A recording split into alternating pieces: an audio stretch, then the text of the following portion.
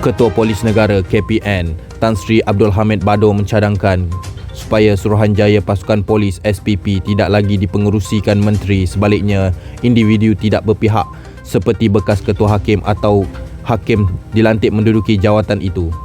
Abdul Hamid yang bakal bersara Isnin ini menegaskan menteri sebagai pengerusi SPP juga tidak sepatutnya mencampur tangan dalam pengurusan pasukan polis diraja Malaysia PDRM.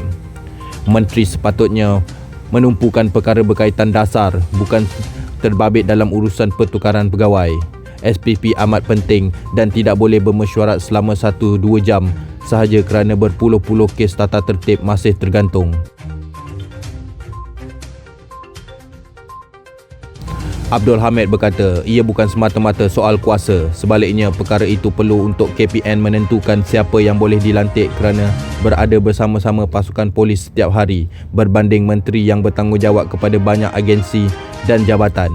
Katanya, SPP hanya bermesyuarat 4 kali setahun dan tidak memiliki sebarang pejabat, sekaligus menunjukkan kedudukannya. SPP amat penting kepada PDRM kerana sekurang-kurangnya sekali sebulan mesti bermesyuarat. Ia menentukan kepentingan dan kebajikan 129,000 anggota, katanya. Sebelum ini, cadangan supaya SPP tidak dipengerusikan menteri turut diusahakan oleh Ketua Pengarah Pusat Governance, Integriti dan Anti Rasuah Nasional Tan Sri Abu Qasim Muhammad, katanya.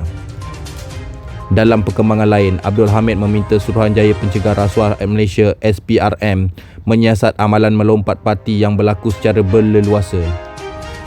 Saya lihat dalam politik, rasuah berlaku merata-rata dan perbuatan mengugut itu rasuah namanya. Saya minta SPRM masuk, ambil tindakan dan jangan takut. Sudah lama rakyat tengok perbuatan itu, muak terhadap sekejap katak lompat sana sini. Ia memberikan gambaran tidak baik seolah-olah negara ini tidak ada undang-undang dan sesiapa pun boleh melakukan untuk membeli ahli politik. SPRM jangan siasat PDRM sahaja, sebaliknya perlu siasat ahli politik, kembalikan budaya politik yang sihat untuk negara kita. Ketika ditanya mengenai rakaman audio yang tular perbualan telefon Menteri Dalam Negeri Datuk Seri Hamzah Zainuddin berkaitan pelantikan pegawai kanan polis, Abdul Hamid berkata beliau tidak ada kena-mengena sambil menyifatkan perkara itu sebagai bahaya. Hamid berkata teknologi semasa membolehkan perkara itu menjadi kenyataan.